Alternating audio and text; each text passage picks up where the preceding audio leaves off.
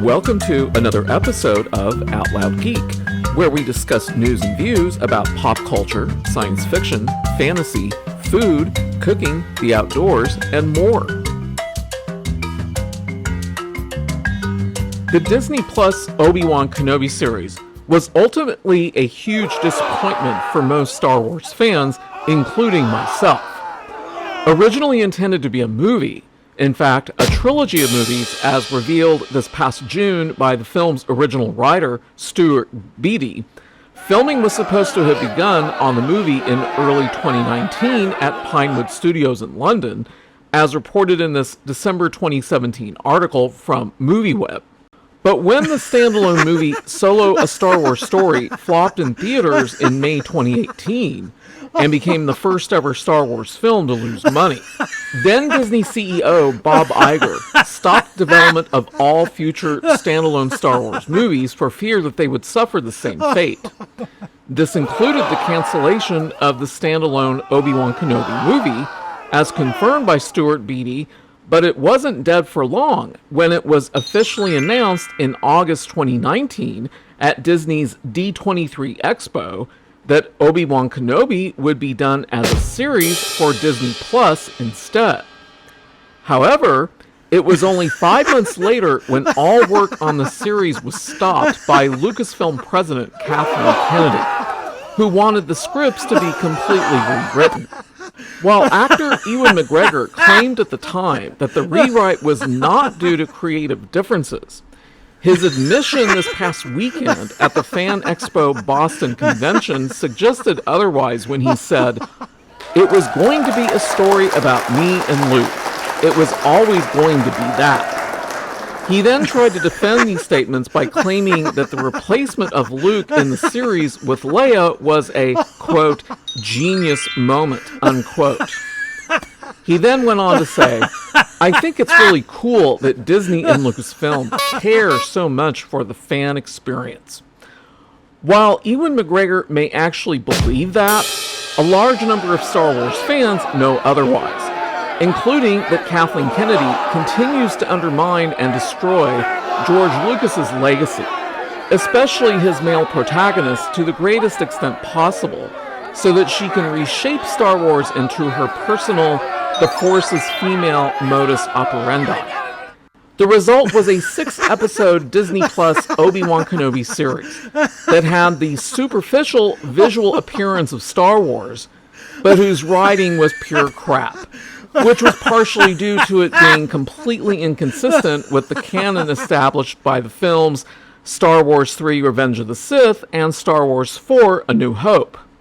In the final scenes of Revenge of the Sith, Jedi Master Yoda assigned Obi-Wan Kenobi the task of looking after and protecting Luke Skywalker on Tatooine, which was the birthplace of his father and where his only remaining family other than Leia, Uncle Owen and Aunt Beru, resided.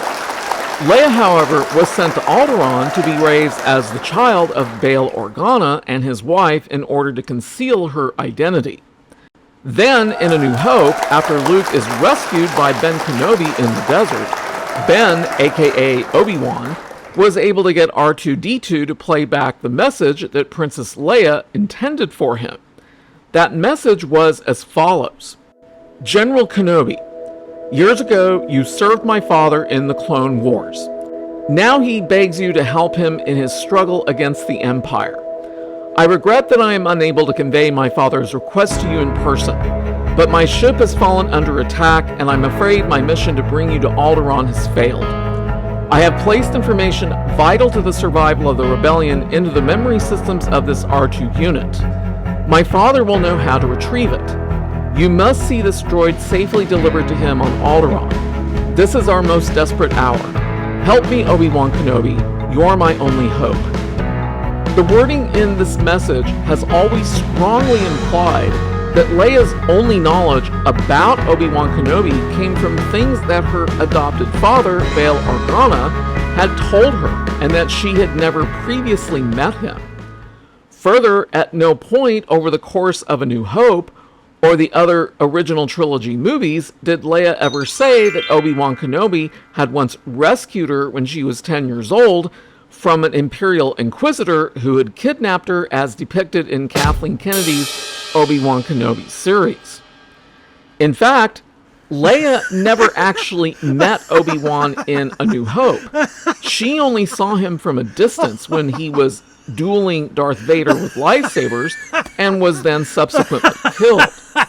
So the entire premise of the Obi-Wan Kenobi series, that Bail Organa had contacted Obi-Wan to ask him to leave his post on Tatooine in order to rescue the kidnapped 10-year-old Princess Leia, has absolutely no connection whatsoever to existing canon.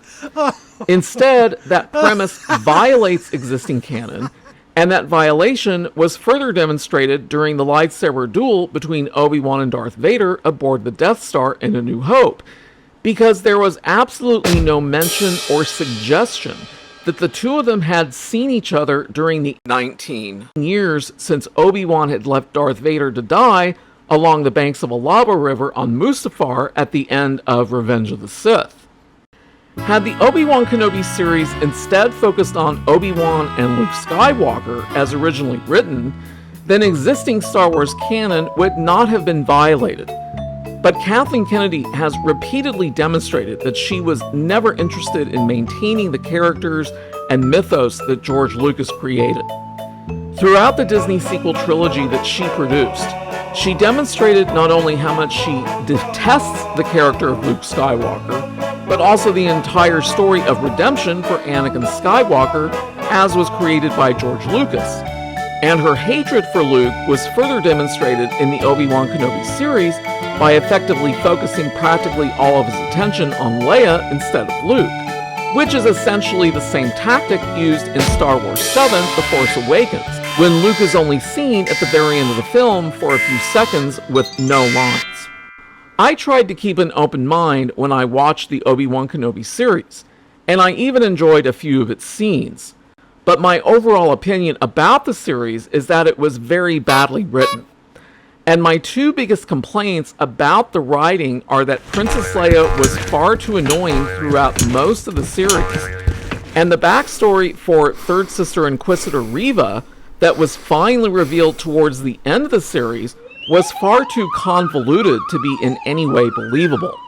Annoying characters will disrupt anyone's ability to suspend their disbelief, as will convoluted backstories that make absolutely no sense. Just as the entire Disney sequel trilogy was badly written, so was the Obi-Wan Kenobi series. And the one common factor that can be thanked for all of this abysmal writing is Lucasfilm president Kathleen Kennedy. Thanks for watching today, and a huge thanks to everyone who has subscribed to our channel. We appreciate your support. If you enjoyed this video, please press the like button, and please feel free to share a comment. If you'd like to see more of our videos in the future and help support this channel, please press the red subscribe button, and please press the bell to receive notifications for new content. You can also find us on Facebook and Twitter by clicking on the links in the description. Until next time, this is Out Loud Geek.